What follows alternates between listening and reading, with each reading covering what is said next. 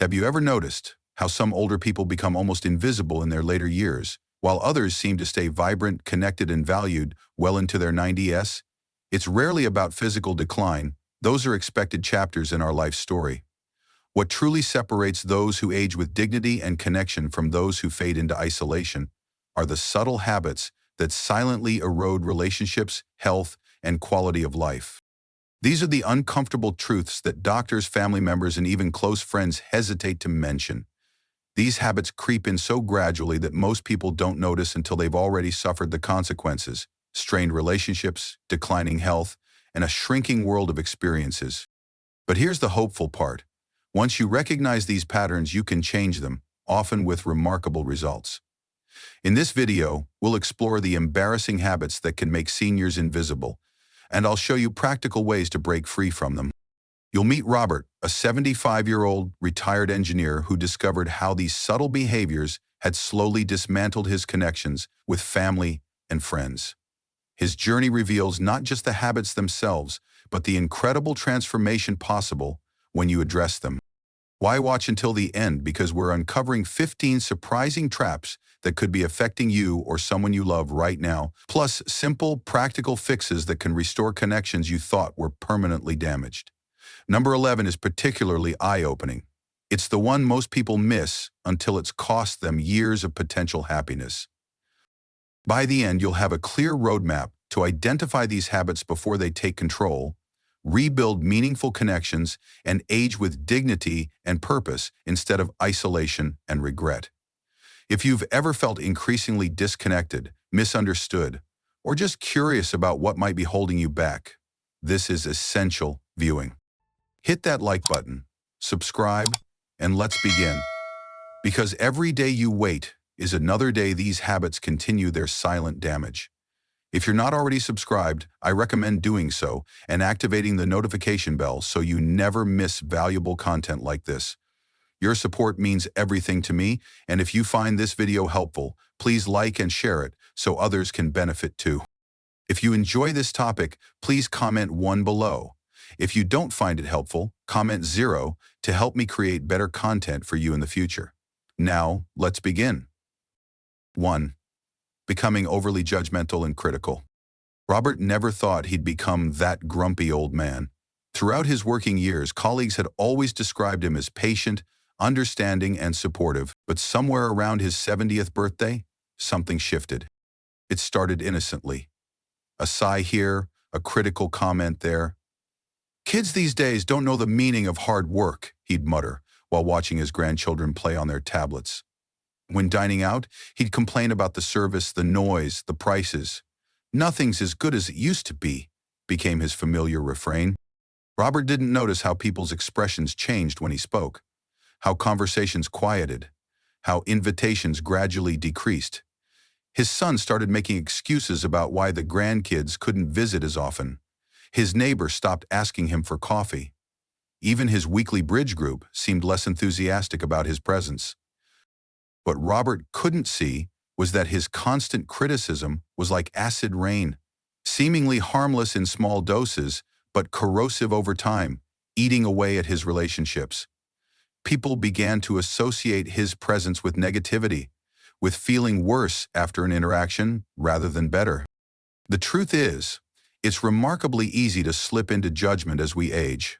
We've seen more, experienced more, and often endured more than younger generations. The world changes at a dizzying pace, and things that once seemed simple, like ordering fast food or making a doctor's appointment, suddenly require navigating unfamiliar technology or systems.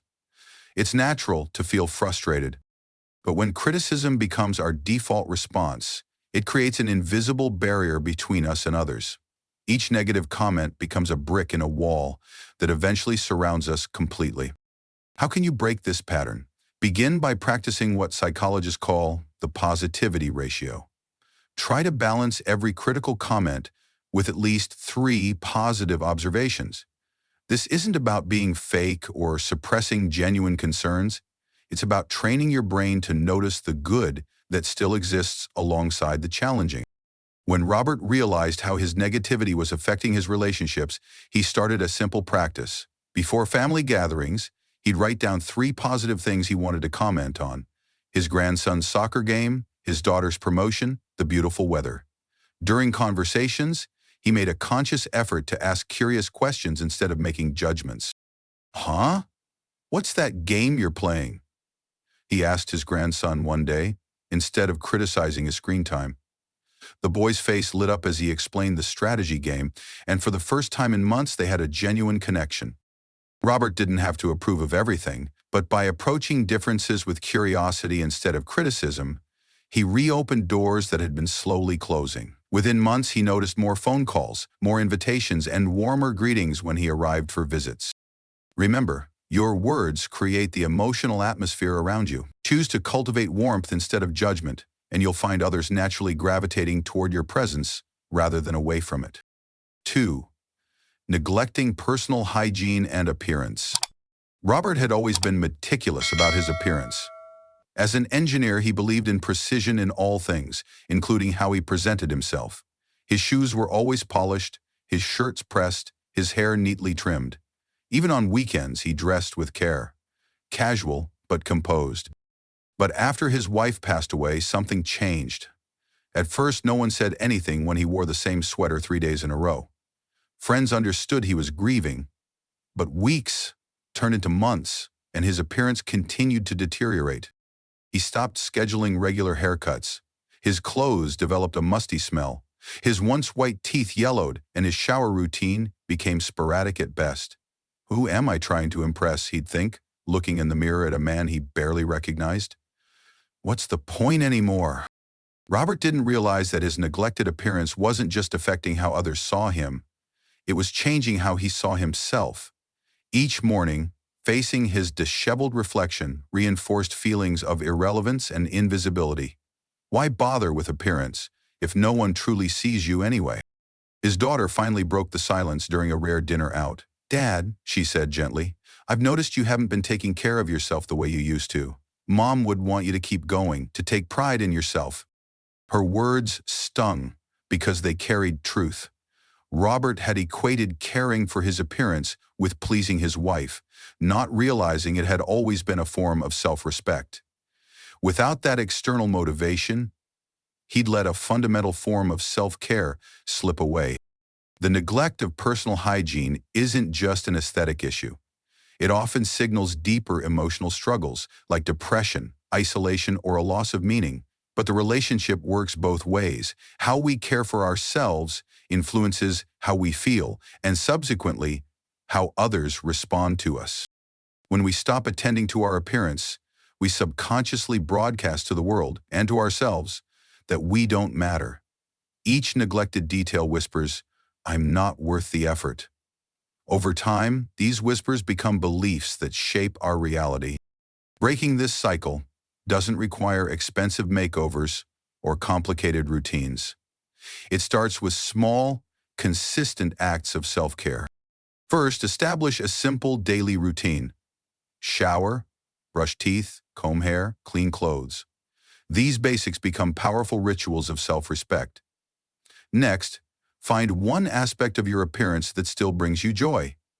Maybe it's wearing your favorite color, a special watch, or simply shaving regularly. This becomes your anchor, your daily reminder that presentation still matters. When Robert began caring for his appearance again, he started with his shoes. Polishing them each evening became a meditative practice, a connection to his younger self. The simple act of walking out the door in gleaming shoes made him stand taller, smile more readily. People noticed, not just his improved appearance, but the renewed confidence that came with it.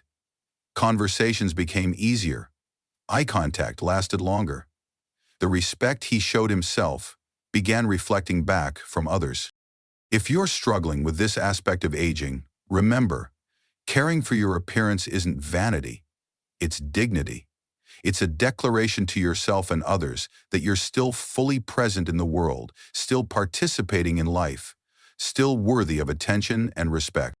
Nobody expects perfection, especially as physical limitations may make certain grooming tasks more challenging. But intention matters more than perfection. When we make the effort, we tell the world, and more importantly, ourselves, that we're still here, still valuable, still very much alive.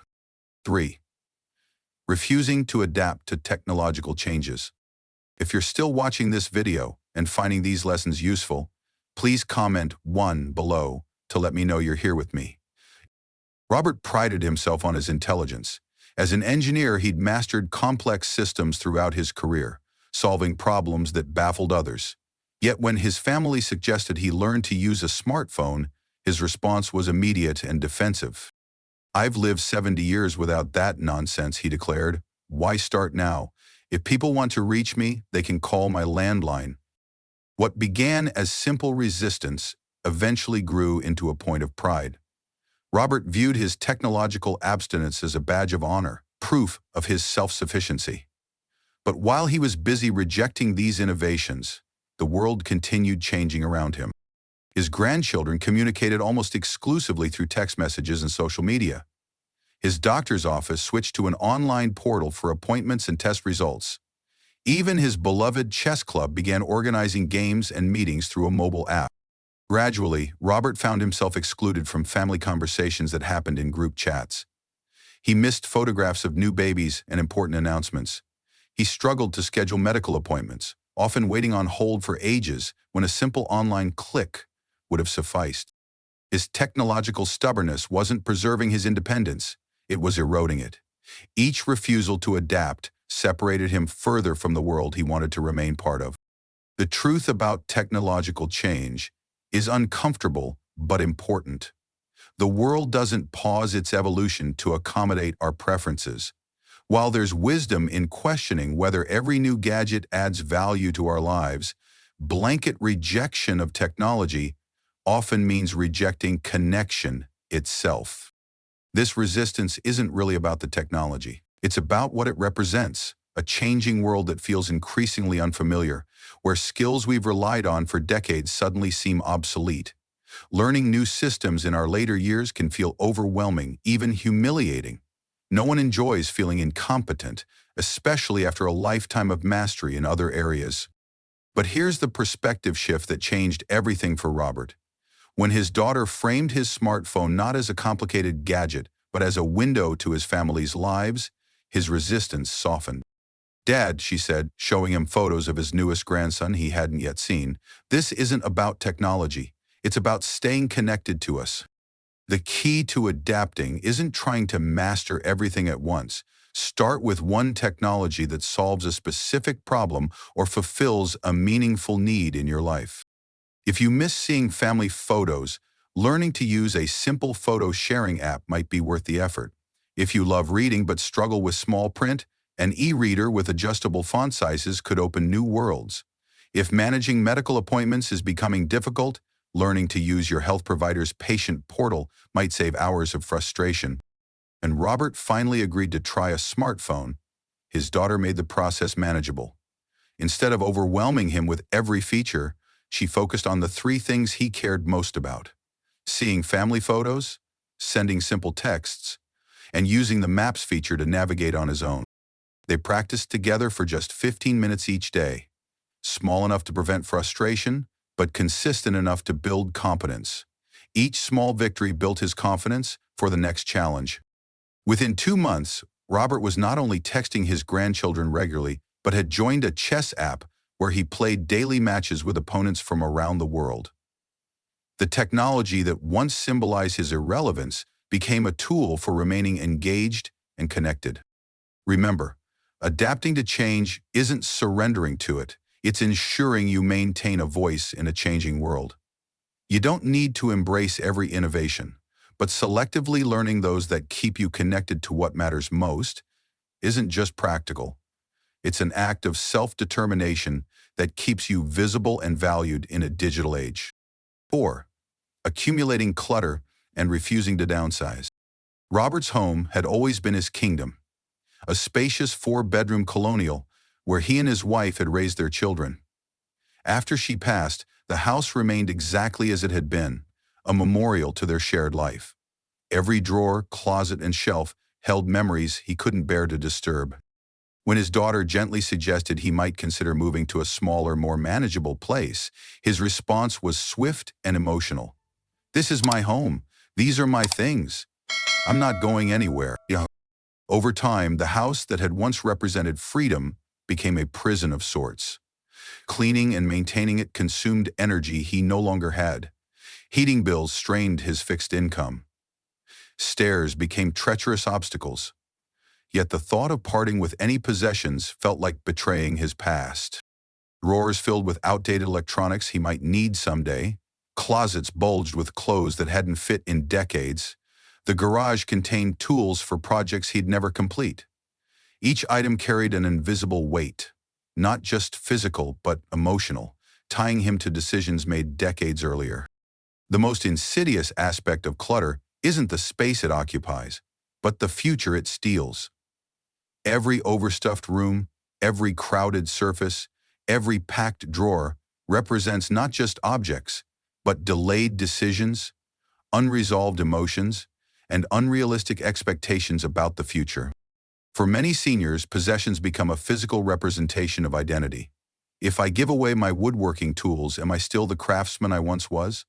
If I donate my professional books, am I erasing my career? These questions make decluttering feel like erasing parts of ourselves. But there's a profound difference between honoring the past and being held captive by it. Our possessions should serve us, not the other way around. When maintaining stuff consumes energy that could be directed toward living, it's time to reconsider our relationship with things. The turning point for Robert came unexpectedly. While searching for important insurance documents, he spent 3 frustrating days digging through disorganized files and storage boxes. I can't even find what I actually need because of all this stuff I'll never use, he realized with sudden clarity. That weekend, he asked his daughter to help him begin, not with everything, but with one manageable area, his home office. Together they created 3 simple categories.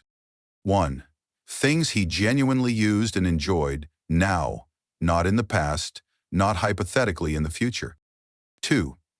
Things with deep sentimental value that brought him joy when he saw them. 3. Everything else. The first 2 categories stayed. The third, which proved to be about 70% of his possessions, needed to find new homes. For items with practical value but no personal meaning, Robert found satisfaction in knowing others could use what he no longer needed. His woodworking tools went to a community college program. Professional books were donated to young engineers just starting their careers. For sentimental items too numerous to keep, but too meaningful to discard, he found creative solutions. His collection of family vacation souvenirs became a single beautiful memory box rather than scattered objects throughout the house. Selected photographs were digitized, allowing him to preserve the memories without the physical clutter.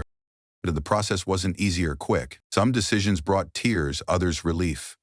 But with each cleared space, Robert felt a corresponding lightening of his spirit. Rooms became more functional, cleaning became simpler, finding important items became possible. 6 months later, he made the decision himself to move to a smaller home in a community where maintenance was handled by others. Without the burden of excess possessions, the transition proved far less traumatic than he had feared. "Lou, I thought my memories lived in my things," he told his daughter, as they arranged his carefully curated possessions in his new living room.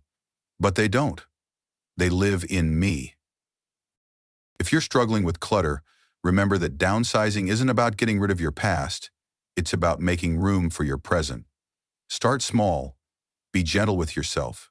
Focus not on what you're losing, but on the freedom you're gaining.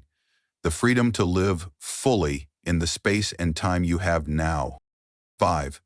Becoming impatient and short-tempered. Robert had always considered himself an even-tempered man. Throughout his career, colleagues valued his ability to stay cool under pressure and find reasonable solutions to conflicts. But lately, he'd noticed a disturbing pattern in his interactions. Standing in line at the pharmacy, he found himself sighing loudly when the cashier took too long with the customer ahead of him. "Could you possibly move any slower?" he muttered, just loud enough for others to hear. At a restaurant with his daughter, he snapped at the young waitress who forgot his side order. "Is it really that difficult to get an order right?" he demanded, watching her face fall as she hurried back to the kitchen. Even at home, small frustrations triggered disproportionate responses. When he dropped a glass in the kitchen, he erupted in a string of curses that would have embarrassed him in his younger years. Robert didn't recognize himself in these moments. Where had his patience gone?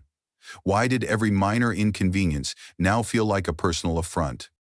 What he didn't realize was that his increasing irritability had multiple sources. His chronic back pain, which he rarely mentioned to others, kept him in a state of low-grade discomfort that shortened his fuse.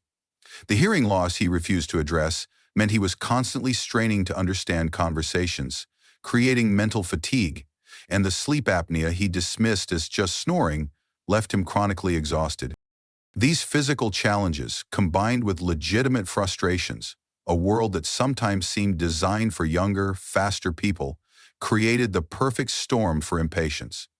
But understanding the sources didn't excuse the impact his behavior had on others. The wake-up call came when his 5-year-old granddaughter asked her mother, loud enough for Robert to hear, "Why is Grandpa always so angry?"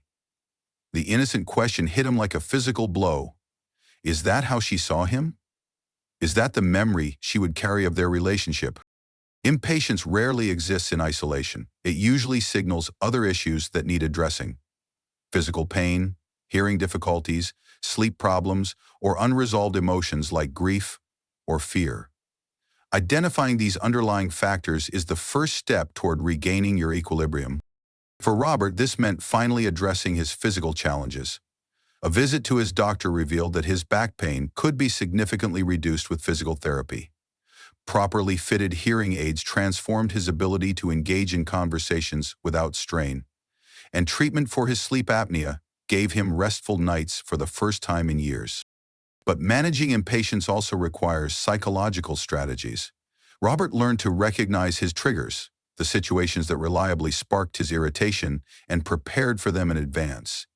Before entering potentially frustrating situations like long lines or crowded restaurants, he began practicing what he called his patience ritual. 3 deep breaths, a conscious relaxation of his shoulders and jaw. A simple question: will this matter tomorrow? This brief mental reset created the space between stimulus and response where patience could grow. He also adopted a powerful reframing technique. When faced with a slow cashier, instead of seeing an incompetent person wasting his time, he practiced imagining alternative scenarios. Perhaps she was new and learning. Perhaps she was dealing with personal challenges but showed up to work anyway. Perhaps she was being especially thorough to avoid mistakes. These small mental shifts didn't happen overnight, and Robert still had moments of impatience. But gradually, the balance shifted. His daughter noticed him smiling more, complaining less. His granddaughter stopped keeping her distance. Perhaps the most powerful technique Robert discovered was the practice of intentional connection. When he felt irritation rising, he would make eye contact with the person and find something, anything, to genuinely appreciate about them.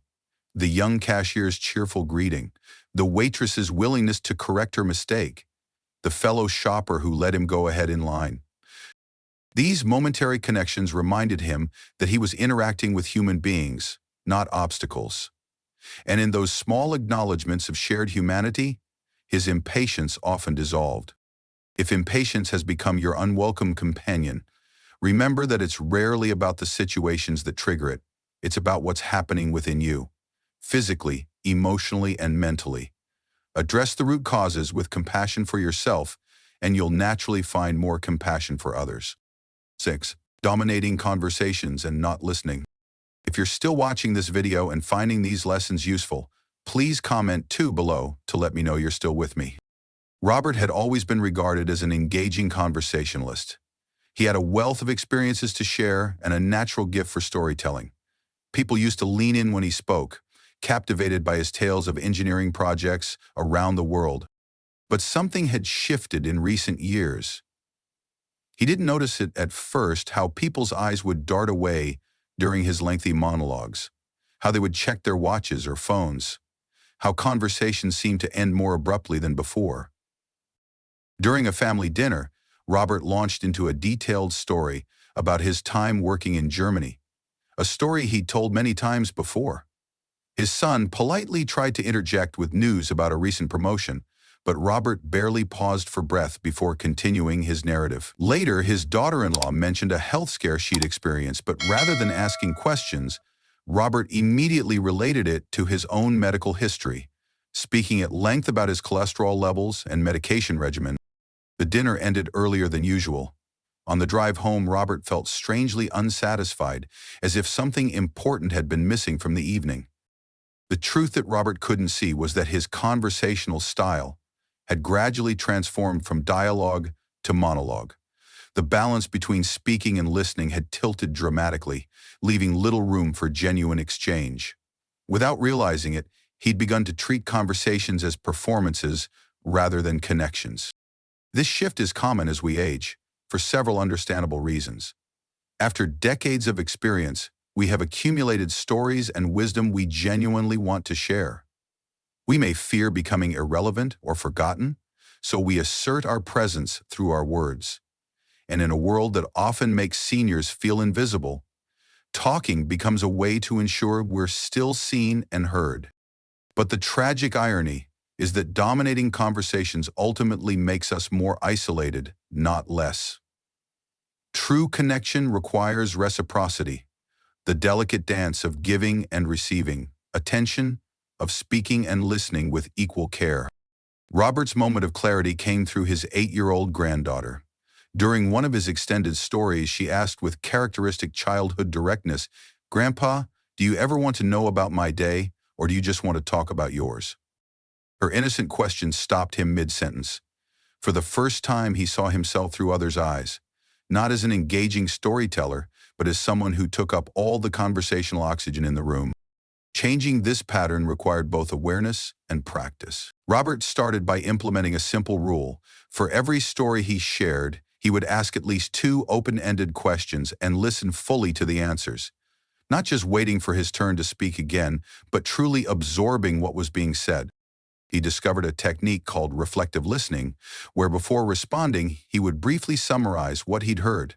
"So you're saying your new position has more responsibility but also more flexibility?" This served 2 purposes.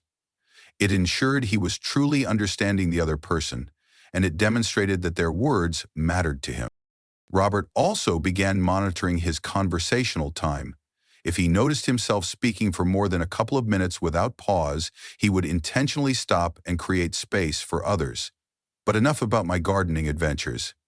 How are your tomatoes doing this year? The most challenging aspect was learning to become comfortable with conversational silence. Like many talkers, Robert had always rushed to fill quiet moments, viewing them as awkward gaps rather than thoughtful pauses. He practiced allowing these silences to exist, giving others the opportunity to gather their thoughts and contribute. The results of these efforts weren't immediate, but they were profound. Gradually, Robert noticed people sharing more personal details with him, asking his advice more often, and seeming more relaxed in his presence. Conversations lasted longer and felt more satisfying. He discovered aspects of his children's and grandchildren's lives he'd been missing entirely. Perhaps most surprisingly, he found himself feeling more valued, not less. By making space for others' stories, his own contributions gained greater weight. When he did share an experience or opinion, people leaned in again, not out of obligation, but genuine interest. If you recognize yourself in Robert's story, remember that conversation is not a competition to be won, but a connection to be nurtured. The goal isn't to be the most interesting person in the room, but to leave each interaction having both given and received something of value: attention, understanding, and the simple gift of being truly heard. 7. Refusing to ask for or accept help. Robert had built his identity around self-reliance. Growing up during the post-war years, he'd absorbed the message that a man's worth was measured by his ability to handle things on his own. Asking for help wasn't just uncomfortable, it felt like failure. This mindset had served him well through much of his life. He'd changed his own oil, fixed his own appliances, managed his own finances, and prided himself on never being a burden to anyone. But at 75, things that once came easily now presented real challenges. His arthritic hands struggled with simple tasks like opening jars or buttoning shirts. His balance wasn't what it used to be, making ladder work for home repairs not just difficult, but dangerous. Still, he persisted in doing everything himself.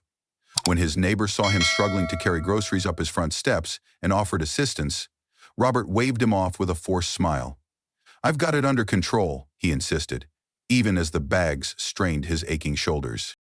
When his daughter suggested hiring a service to clean the gutters, he dismissed the idea immediately. "Waste of money," he declared. "I can still handle a ladder." She found him 2 days later on his roof, moving with terrifying slowness along the edge. What Robert couldn't see was that his refusal to accept help wasn't preserving his independence, it was endangering it. One serious fall, one major accident, could rob him of the very autonomy he cherished. More subtly, his self-imposed isolation was affecting his relationships. Each rejected offer of assistance sent an unintended message to those who cared about him. "I don't need you. I don't value your concern. Keep your distance." The turning point came suddenly and painfully while cleaning his own gutters. Despite his daughter's protests, Robert lost his balance and fell, fracturing his hip and wrist. The injuries required surgery and weeks of rehabilitation. For the first time in his adult life, he couldn't avoid accepting help. He needed assistance with everything from bathing to preparing meals. The experience was initially humiliating. Robert felt stripped of his dignity, reduced to dependency he had spent a lifetime avoiding.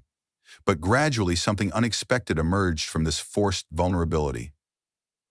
His daughter, who took a leave from work to help during his early recovery, shared evening conversations they hadn't had since she was a teenager. His grandchildren took turns visiting, bringing homemade cards and sharing school stories while helping organize his medication. Neighbors he barely knew dropped off meals and offered rides to appointments. In his moment of greatest dependence, Robert paradoxically felt more connected than he had in years. The help he had so fiercely resisted became the bridge, reconnecting him to his community. During a physical therapy session, his therapist offered a perspective that changed everything. "Accepting help isn't weakness," she told him. "It's an act of trust and connection. When you let someone help you, you're giving them a gift, the opportunity to express love through action." This reframing slowly transformed Robert's understanding of independence. True strength, he began to realize, wasn't found in isolation, but in interdependence. The courage to be part of a community where everyone both gives and receives support. As he recovered, Robert made a conscious decision to practice what he now called graceful receiving. When a neighbor offered to pick up his prescription, instead of his automatic, "I can manage," he tried a simple, "That would be wonderful, thank you."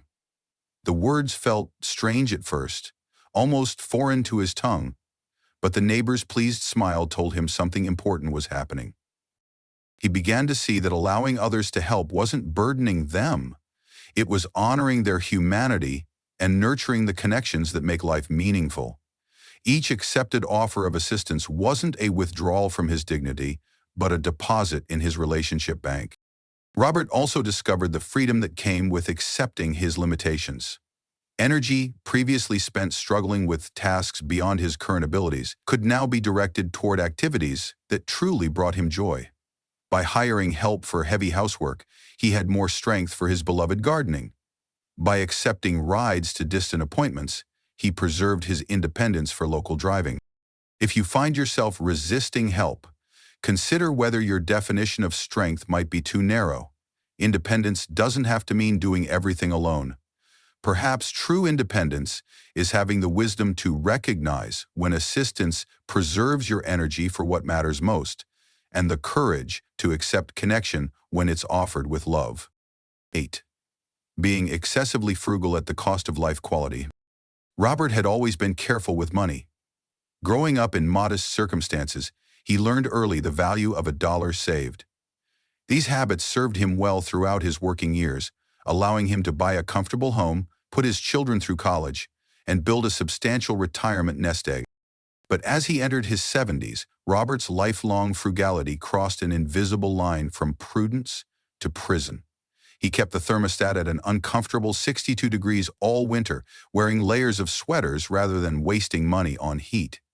He refused to replace his 15-year-old mattress, despite waking with back pain every morning. He declined dinner invitations with friends, claiming he wasn't hungry when the truth was he didn't want to spend the money. Even small pleasures were ruthlessly eliminated from his budget. The magazine subscriptions he used to enjoy, canceled. The occasional movie outings, too expensive. The fresh flowers he used to buy his wife, an unnecessary expense now that she was gone. Robert's daughter noticed the change during a winter visit. "Dad, it's freezing in here," she said, her breath visible in the chilly air. "Why don't you turn up the heat?" "Heat? It costs money," he replied matter-of-factly. "I'm fine with a sweater." But the thermostat setting was just a symptom of a deeper issue. While reviewing her father's finances to help with taxes, his daughter made a startling discovery. Despite living like he was on the edge of poverty, Robert had substantial savings. More than enough to live comfortably for the rest of his life, even accounting for potential healthcare needs. "Dad," she asked carefully, "what are you saving for?" The question caught him off guard. He had been saving his whole life, first for emergencies, then for his children's education, then for retirement. But now, at 75 with more than adequate resources, he was still pinching pennies, as if financial disaster loomed around every corner. "I don't want to be a burden," he finally answered. But the truth was more complicated. His frugality had become a habit so ingrained he no longer questioned it. More significantly, it had become a substitute for purpose. Without career goals or family responsibilities, tracking every penny gave structure to his days and a sense of accomplishment when he spent less than budgeted. What Robert couldn't see was how this excessive frugality was diminishing not just his comfort, but his joy, his health, and his connections. Friends had stopped inviting him to activities he always declined. His cold house deterred visitors. His uncomfortable mattress contributed to chronic pain, and his increasingly restricted diet lacked essential nutrients. The psychology behind such excessive frugality often goes deeper than financial concerns. For many seniors, it reflects unaddressed fears about an uncertain future, loss of earning potential, or anxiety about becoming dependent on others. Sometimes it represents one of the few areas of life where they still feel complete control. And for those who lived through economic hardships or were raised by parents who did, the fear of not having enough can persist regardless of actual financial security. The turning point for Robert came through an unexpected source, his 8-year-old granddaughter.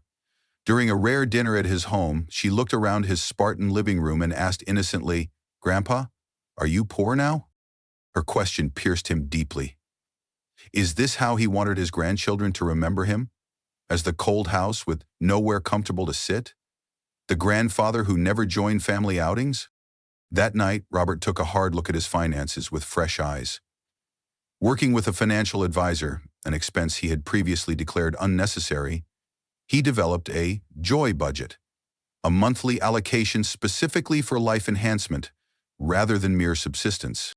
The changes started small. He turned the heat up to a comfortable 68 degrees. He replaced his ancient mattress and experienced the first pain-free mornings he'd had in years. He renewed his subscription to National Geographic, rediscovering the pleasure of excellent photography and compelling stories. Gradually, he expanded his joy budget to include experiences. He joined his former colleagues for their monthly lunch outings. He took his grandchildren to the Science Museum, delighting in their excitement. He even booked a weekend trip to visit the botanical gardens he'd always wanted to see. With each small expenditure on comfort and joy, Robert expected to feel anxiety or guilt. Instead, he felt something unexpected: liberation. The money he'd saved all those years was finally serving its purpose, not just sustaining his existence, but enhancing the quality of his life. If excessive frugality has become your trap, try asking yourself, what am I saving for? If the honest answer is "I don't know" or emergencies that might never happen, consider whether your current sacrifices are truly necessary. Financial security is important, but so is living fully in the present. The middle path, mindful spending that aligns with both your financial realities and your values, leads to neither impoverishment nor regret. 9. Using condescending language with younger generations. If you're still watching this video and finding these lessons useful, please comment 3 below to let me know you're still here with me. Robert considered himself a concerned citizen, someone who cared deeply about the future of his country and community. He kept up with current events, voted in every election, and wasn't shy about sharing his opinions on the state of the world, especially with younger people. "Your generation just doesn't understand the value of hard work," he told his niece's 20-something husband at a family gathering. "We didn't expect participation trophies or safe spaces. We faced challenges head-on." When his grandson mentioned struggling with college debt, Robert launched into a lecture. "In my day, we worked our way through school. No one handed us anything. You millennials want everything without effort." Robert didn't notice how these conversations ended. Abruptly, with tight smiles and quick exits. He didn't see how younger family members increasingly avoided certain topics around him, or found reasons to cut visits short. In his mind, he was simply sharing wisdom, offering valuable perspective from someone who had seen more of life. What Robert failed to recognize was that his condescending approach wasn't fostering understanding, it was creating distance. Each "back in my day" statement, each "your generation" criticism, each dismissal of current challenges as insignificant compared to those of the past, pushed the younger people in his life further away. The generational disconnect that Robert experienced isn't uncommon. Each generation grows up in dramatically different circumstances, with unique challenges, opportunities, and cultural references. These differences can make genuine understanding difficult, even with the best intentions. But the habit of speaking condescendingly to younger people, what some call generational superiority, transforms these natural differences into harmful divisions. It assumes that wisdom flows only in one direction, that experience in one era perfectly translates to another, and that younger people have nothing valuable to teach their elders. Robert's wake-up call came during a heated discussion with his grandson about technology. After a particularly dismissive comment about kids these days and their screens, his grandson put down his phone and looked directly at Robert. "Grandpa," he said quietly, "you grew up in a world where a high school diploma could get you a job that supported a family, where college cost what you could earn in a summer, where a house cost 3 times an annual salary, not 10 times, where pensions were common. I'm not saying you didn't work hard, you did, but the world has changed. When you talk to me like my challenges aren't real, or like I'm lazy for struggling with them, it hurts, and it makes me not want to talk to you at all." The honest words hit Robert like a physical blow. He had never considered how his wisdom might sound to someone facing a fundamentally different economic and social landscape. He had never considered that his experience, while valid and valuable, might not be universally applicable to every era. Breaking the habit of condescension requires both awareness and empathy. For Robert, this meant learning to approach conversations with younger people from a place of curiosity rather than judgment. Instead of immediately comparing their experiences to his own, he began asking questions. What makes that challenging for you? How do people your age typically handle that? What solutions have you considered? He also practiced the art of validation, acknowledging that someone's feelings and experiences can be real and significant even if they differ from his own. When his granddaughter mentioned feeling anxious about climate change, instead of dismissing her concerns as he might have previously, "We worried about nuclear war and that didn't happen," he said, "That sounds really stressful. Tell me more about your concern." Perhaps most importantly, Robert began recognizing that wisdom isn't solely the province of age. Younger people possess knowledge, perspectives, and skills that he lacked. By approaching intergenerational conversations as two-way exchanges rather than one-way lectures, he discovered insights he would otherwise have missed. When he expressed frustration with his new digital thermostat, instead of lecturing his grandson about the superiority of simple analog devices, he asked for help. Not only did he gain practical assistance, but the experience of being the learner rather than the teacher created a new dynamic between them, one of mutual respect rather than hierarchical wisdom. Over time, Robert noticed a remarkable shift. Younger family members began seeking out his company rather than avoiding it. Conversations lasted longer and covered more meaningful territory. He found himself invited to events he would previously have been quietly excluded from. If you recognize yourself in Robert's story, consider whether your approach to younger generations might be creating barriers rather than bridges. True respect isn't demanded by age alone. It's earned through listening as well as speaking, learning as well as teaching, and acknowledging that every generation faces real challenges, even if they look different from your own. 10. Holding grudges and dwelling on past hurts. Robert had always considered himself a reasonable man, not one to hold grudges or dwell on past injuries. But as he moved through his 70s, he found himself increasingly preoccupied with old wounds, some decades old, others more recent. There was his estranged relationship with his younger brother, the result of a disagreement over their mother's care 15 years earlier. Though his brother had reached out several times seeking reconciliation, Robert remained cool and distant. He made his choice, Robert would say whenever family members suggested healing the rift. Then there was his former colleague who had taken credit for one of Robert's innovations just before retirement. Though they occasionally ran into each other at community events, Robert made a point of turning away, the bitterness still fresh after all these years. Even smaller slights took up permanent residence in his thoughts. The neighbor who had accidentally damaged his mailbox and never properly apologized. The doctor who had kept him waiting for an hour without acknowledgement. The store clerk who had been unnecessarily curt during a return. Robert didn't realize how much mental and emotional energy these grudges consumed until his daughter made a simple observation during a visit. "Dad," she said gently after he spent 30 minutes recounting yet again his brother's betrayal, "I notice you spend a lot of time talking about people who hurt you. I wonder if holding on to these memories is hurting you more than them." Her words struck a chord. Robert had always seen himself as justified in his resentment, the wronged party maintaining his dignity by refusing to forgive those who had hurt him. But was his dignity really being served by the constant replay of these painful moments? The science of grudges is sobering. Research clearly shows that harboring resentment and replaying past hurts triggers the body's stress response, releasing cortisol and other stress hormones that, over time, can lead to inflammation, weakened immunity, and increased risk of heart disease. One study even suggested that the act of forgiveness can reduce pain, depression, and anxiety while improving sleep quality and heart health. But beyond the physical toll, grudges exact an emotional and social price as well.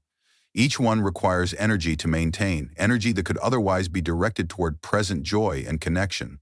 They occupy mental space that could be filled with gratitude, creativity, or new experiences, and perhaps most ironically, they keep us tethered to the very people and events we wish to distance ourselves from. For Robert, the turning point came through a meditation exercise his doctor recommended for stress management. The instruction was simple. For 10 minutes each day, focus on breathing while letting thoughts come and go without judgment. At first, Robert found his mind constantly drifting to old hurts, his brother's words, his colleague's betrayal. But as he practiced returning his attention to his breath, he began noticing something significant. How quickly these thoughts of past injuries led to physical tension, a tightening in his chest, a clenching of his jaw, a knot in his stomach. For the first time, he could feel in his body what his daughter had tried to tell him. These grudges were hurting him, not the people who had wronged him. They were poison he was drinking while expecting someone else to die. Letting go of long-held resentments isn't simple or immediate. For Robert, it began with a decision not to forget what had happened, but to stop allowing it to control his present. He started with smaller grievances, consciously choosing not to retell the story of the damaged mailbox or the rude clerk, even in his own mind. When thoughts of past hurts arose, he acknowledged them briefly, then intentionally redirected his attention to something present and positive. The warmth of sunlight on his face, the satisfaction of completing a crossword puzzle, the anticipation of an upcoming visit with his grandchildren. For deeper wounds, He found it helpful to write letters he never intended to send. In them, he expressed his hurt honestly, without minimizing the impact of the other person's actions. But he concluded each letter with a simple declaration: I release you from my judgment. I release myself from this burden. The most difficult step came when his brother called again, asking to meet. Robert's instinct was to refuse, as he had many times before. But something had shifted within him. He agreed to coffee, not with the expectation of dramatically reconciling, but simply to see his brother as he was now, an aging man like himself, carrying his own regrets and hopes. Their conversation wasn't magical. Old tensions still lingered, but in choosing to engage rather than avoid, Robert experienced something unexpected: a lightness, a sense of possibility that had been absent for years. They agreed to meet again the following month. Gradually, Robert noticed the mental space once occupied by grievances filling with other, richer thoughts. Memories of good times, ideas for the garden, plans for visits with friends. He slept better. His chronic headaches diminished. Family gatherings became occasions for joy rather than tension. If grudges have become unwelcome companions in your later years, consider whether they've outstayed their usefulness. Ask yourself, what would become available to me? In energy, in attention, in joy? If I set down this burden? Who might re-enter my life? What new possibilities might open up? Forgiveness doesn't mean forgetting or excusing harmful behavior. It means choosing freedom over resentment, connection over isolation, and the present over a past that cannot be changed. It's a gift you give yourself more than others. The gift of emotional liberation. 11. Ignoring health problems until they become critical. Robert prided himself on rarely visiting doctors. I'm tough, he'd tell his children whenever they expressed concern about his health. Men in my family don't run to the doctor for every little thing. He dismissed the occasional chest pain as indigestion. The increasing shortness of breath? Just a sign he needed to get back in shape. The blood in his stool? Probably those spicy foods he enjoyed. Even when dizziness caused him to stumble several times, he waved off suggestions to get checked out. I'm fine, became his standard response to any health inquiry. Stop worrying so much. What Robert couldn't see, or refused to acknowledge, was how this pattern of denial was endangering not just his health, but his independence. Each ignored symptom was a missed opportunity for early intervention, for treatment that might have been simpler, less invasive, and more effective than what would eventually be required. The crisis came on an ordinary Tuesday. While working in his garden, Robert felt a crushing pain in his chest that couldn't be dismissed as indigestion. His left arm went numb. He collapsed among his beloved tomato plants, where his neighbor found him half an hour later. The heart attack was severe. Emergency surgery saved his life, but the delay in getting treatment caused permanent damage to his heart muscle. What followed was a long hospitalization, weeks of rehabilitation, and a dramatic reduction in his physical capabilities. The cardiologist was direct. Had Robert addressed his symptoms earlier, this outcome might have been prevented. During his recovery, other health issues came to light: uncontrolled high blood pressure, significant kidney damage, and an early-stage colorectal cancer that required immediate treatment. Each condition had presented warning signs that Robert had systematically ignored. The psychology behind health avoidance is complex and deeply rooted. For many seniors, especially those who grew up in eras where stoicism was valued and medical care was less routine, acknowledging illness can feel like admitting weakness or surrendering to age. There's also fear, not just of potential diagnoses, but of becoming a patient, of losing control, of being seen as diminished. For some, like Robert, there's a certain pride in toughness, in not complaining. This can be especially true for men of certain generations who were taught that enduring pain silently was a mark of strength and character. But there's a profound difference between stoicism and denial. True strength isn't found in ignoring reality, but in facing it directly and taking appropriate action. And in healthcare, early action almost always leads to better outcomes, less intensive treatments, and faster recoveries. As Robert lay in his hospital bed, tubes and monitors surrounding him, he had ample time to reflect on the choices that had led him there. It wasn't just the physical pain he regretted, but the impact on his family. His daughter taking unpaid leave to care for him, his grandchildren's frightened faces when they first visited him. The burden he had become despite his determination to remain independent. The irony was crushing. His refusal to address small health issues when they first appeared had resulted in exactly the loss of independence he had been trying to avoid. Recovery became Robert's second chance, not just physically, but in his relationship with his own health. Working with his healthcare team, he developed a new approach. First, he committed to regular preventative care, annual physicals, recommended screenings, and routine dental checkups.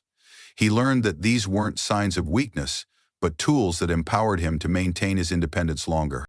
Second, he began keeping a simple health journal, noting symptoms or changes without judgment. This created a buffer between noticing a health issue and dismissing it, giving him time to assess each situation more objectively. Perhaps most importantly, he reframed how he thought about medical care. Rather than seeing doctors as authority figures to be avoided, he began viewing them as consultants, professionals whose expertise he could use to make informed decisions about his own well-being. When a concerning new symptom appeared several months after his recovery, unusual fatigue that didn't improve with rest, Robert approached it differently. Instead of dismissing it, he consulted his primary care physician promptly. The cause turned out to be a medication interaction easily corrected with a simple adjustment.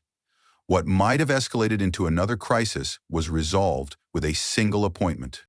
The lesson Robert learned through his health crisis applies to many aspects of aging. Acknowledging vulnerability isn't weakness, it's wisdom. By accepting the reality of his changing body and its needs, he wasn't surrendering to age, but adapting to it in ways that ultimately preserved his autonomy and quality of life. If you recognize Robert's pattern of health avoidance in yourself or someone you love, consider what's really being protected by ignoring symptoms. Is it independence, dignity, and quality of life? Or is it fear, denial, and ultimately a greater risk of dependency? True control comes not from pretending problems don't exist, but from addressing them while you still have the power to influence their outcome. 12. Withdrawing from social activities and connections. "I'm just not up for it anymore," became Robert's standard response to invitations. The monthly breakfast with former colleagues? Too early. The community center's chess club? Too much effort. His church's senior group outings? Too many people. One by one, Robert withdrew from the social connections that had once brought him joy. It didn't happen suddenly, but through a series of small declinations that, over time, added up to an increasingly isolated existence. At first, his friends persisted, continuing to extend invitations despite his refusals. But gradually, predictably, the phone calls decreased. The invitations dwindled. His social calendar, once filled with regular engagements, became alarmingly empty. Robert told himself he preferred it this way. "Peace and quiet," he'd say when his daughter expressed concern about his increasing isolation. "At my age, I've earned the right to relax." But the truth was more complicated. It wasn't that he didn't want connection. It was that social engagement had become more challenging. His hearing loss made group conversations difficult to follow, often leaving him feeling confused or left out. The effort of getting dressed, driving to events, and maintaining energy through social interactions seemed increasingly daunting, and with each declined invitation, the prospect of re-engaging became more intimidating. What if people had forgotten him? What if he no longer fit in? What Robert didn't realize was that his social withdrawal wasn't just affecting his mood, it was impacting his health and cognitive function.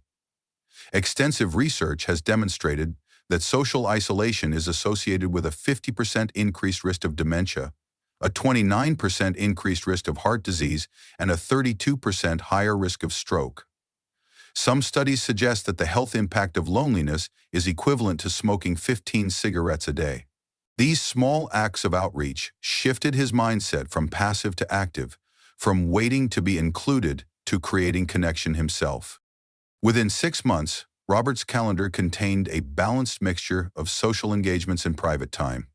He still honored his need for solitude, but it was now a choice rather than a default. The difference in his mental sharpness, physical energy, and overall mood was remarkable. As he told his daughter, "I didn't realize how quiet it had gotten inside my head until I started hearing other voices again."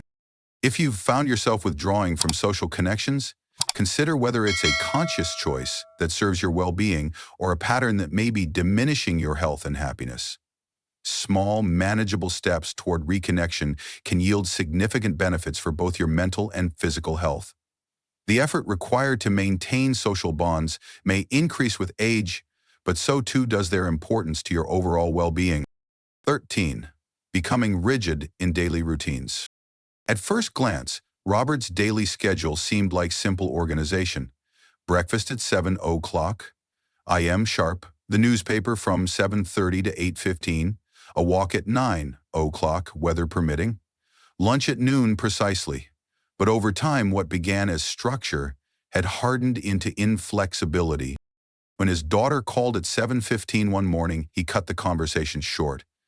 "You know I'm eating breakfast now," he said, despite her mention that she had important news to share. When friends suggested meeting for dinner at 6:30, he refused. "I eat at 5:30, he explained, as if this were an immutable law of nature rather than a habit he had created. This rigidity extended beyond his schedule to encompass how things should be done. There was one correct way to load the dishwasher, one acceptable route to the grocery store, one proper method for folding towels.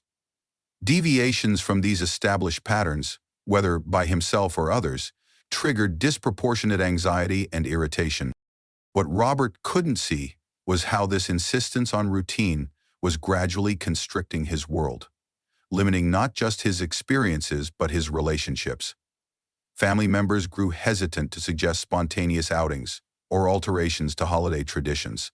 Friends stopped extending certain invitations, knowing they would conflict with his schedule. Even his own choices became constrained by the rigid framework he had constructed. The psychology behind such inflexibility often traces back to legitimate needs. In a world of constant change and mounting losses that often accompany aging, routines provide comfort and predictability. They create a sense of control in a phase of life where many things feel increasingly beyond our influence. For some, like Robert, who had experienced significant transitions, retirement, widowhood, health challenges, rigid routines served as anchors in shifting seas. Additionally, cognitive changes can make deviation from established patterns more taxing. The mental flexibility that once allowed easy adaptation to schedule changes may require more effort, making the path of least resistance an adherence to the familiar. But when routines shift from serving us to ruling us, they transform from supports into barriers. Like a cast that protects a broken bone, but eventually restricts movement if worn too long, excessive rigidity ultimately limits rather than enhances our capacity to engage with life. The wake-up call for Robert came during a family wedding. When his grandson announced a last-minute change to the reception schedule, Robert became visibly agitated. "This is completely unacceptable," he declared loudly enough for nearby guests to hear. "How am I supposed to take my medication on time if dinner is delayed?" His grandson, hurt and embarrassed, stepped away. Later that evening, Robert overheard his daughter explaining to another relative, "Dad can't handle changes anymore. We've learned to work around it." The description stung. Was that how his family saw him now? Not as the adaptable problem solver he'd prided himself on being throughout his career, but as an obstacle to be worked around? That night in his hotel room, Robert reflected on how much energy he expended maintaining his rigid routines, and how much he was missing because of them. The spontaneous after-wedding gathering his grandchildren had invited him to, but that he'd declined because it was too late. The spring training baseball game his friend had tickets for, but that would have disrupted his afternoon schedule. Even simple pleasures, like lingering over a second cup of coffee on his porch, were sacrificed to the tyranny of his self-imposed timetable. Breaking the grip of excessive rigidity requires both awareness and practice. For Robert, the process began with a simple experiment. Each day he would intentionally make one small change to his routine. Nothing dramatic. Eating lunch at 12:15 instead of noon, taking a different route on his daily walk, watching the evening news in the living room instead of his recliner. These minor deviations produced predictable anxiety at first, but by starting small and observing that the world didn't collapse when he altered his patterns, Robert gradually expanded his comfort with flexibility. He began distinguishing between routines that truly served his well-being, regular medication times, adequate sleep, and those that were merely habits that had hardened into perceived necessities. He also discovered the value of advanced planning for larger deviations. When his daughter invited him on a weekend trip that would significantly disrupt his routine, instead of automatically refusing, he asked himself, what would make this manageable for me? By bringing familiar items, his own coffee mug, his preferred breakfast foods, and building small pockets of familiar routine within the new experience, he found he could navigate change with less distress than he had anticipated. Perhaps most importantly, Robert began practicing the art of recovery rather than avoidance. Instead of structuring his life to prevent all disruption, he developed strategies for regaining his equilibrium when routines were necessarily interrupted. Brief meditation, deep breathing, or simply acknowledging his discomfort without being controlled by it helped him weather changes with growing resilience. The rewards of this increased flexibility emerged gradually but unmistakably. Family members began including him in more spontaneous activities. Friends expressed delight at his newfound willingness to try new restaurants or attend evening events, and Robert himself discovered the unexpected pleasure of occasional spontaneity, the sunset he would have missed had he adhered to his dinner schedule, the fascinating conversation with a stranger at an impromptu coffee stop. As he told his daughter months later, "I thought my routines were protecting me from chaos. I didn't realize they were also keeping out joy." If rigid routines have become your master rather than your servant, consider experimenting with small, manageable deviations. Notice the difference between healthy structure that supports your well-being and inflexible patterns that limit your engagement with life. The security of routine remains available to you, but so too does the richness of occasional spontaneity, a balance that honors both your need for predictability and your capacity for new experience. 14. Treating adult children like they're still kids. Did you remember to change your oil? Winter's coming, Robert asked his 45-year-old son, a successful mechanical engineer. And that coat looks thin. Do you have something warmer for the cold weather? His son's tight smile and brief, "I've got it handled, Dad," didn't register as the gentle pushback it was intended to be. Later that same visit, when his daughter, a financial advisor with an MBA, mentioned a home renovation project, Robert immediately jumped in with detailed advice about budgeting and contractor selection. "You'll need to get at least 3 quotes," he insisted, "and never pay more than 30% up front. These contractors will take advantage if you don't watch them carefully." His daughter exchanged a knowing glance with her brother. They loved their father deeply, but had learned to weather these interactions with practiced patience. What Robert couldn't see was how his well-intentioned guidance had long since crossed the line into something else. A fundamental failure to recognize and respect his children's competence as adults. This pattern of parenting adult children as if they were still adolescents or young adults manifests in many ways. Offering unsolicited advice on everything from career decisions to parenting choices, questioning their judgments, stepping in to fix perceived problems without being asked, or assuming they need protection from consequences. For Robert, this behavior stemmed from genuine love and concern.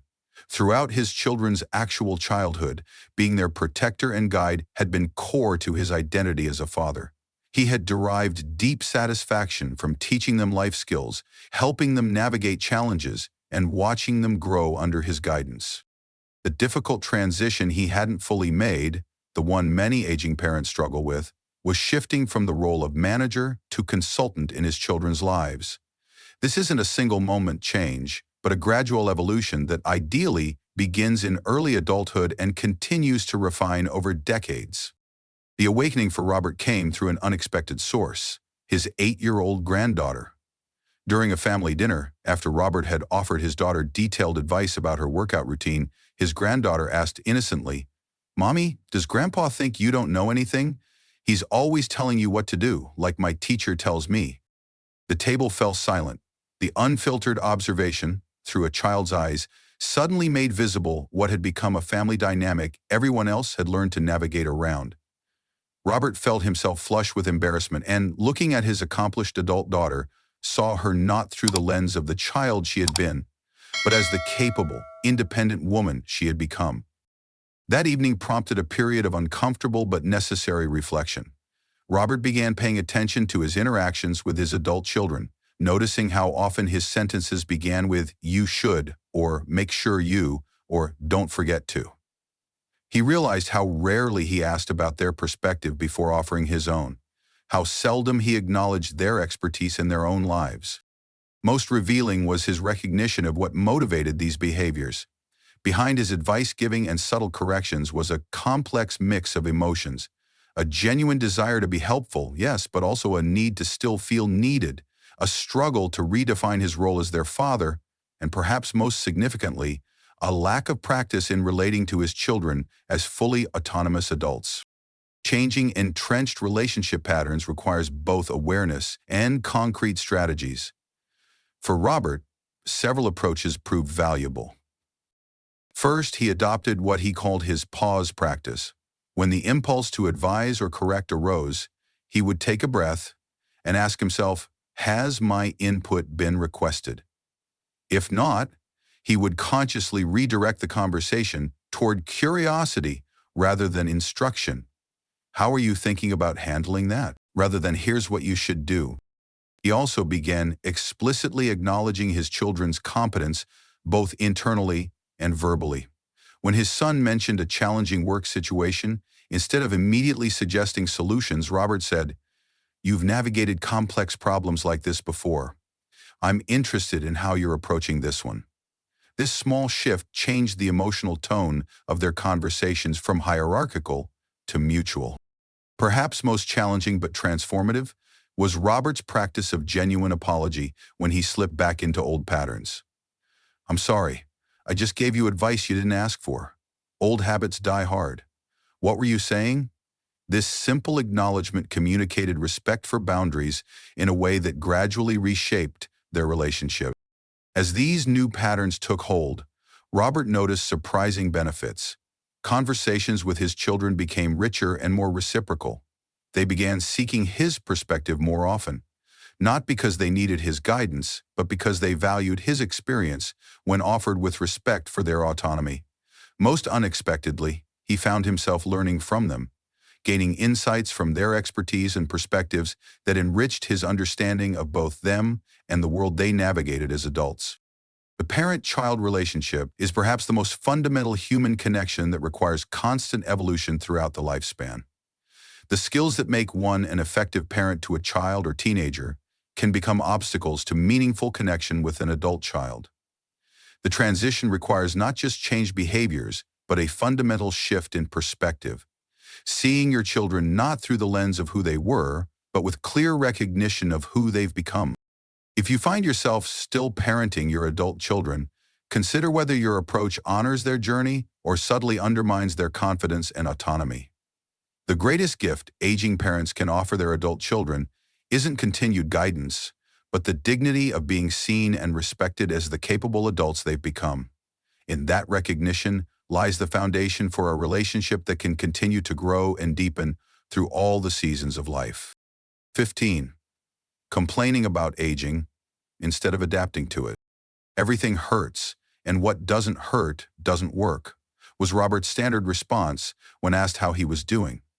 His conversations increasingly centered around the indignities of aging, the stiffness in his joints, the foods he could no longer enjoy, the sleep that eluded him, the doctor appointments that filled his calendar.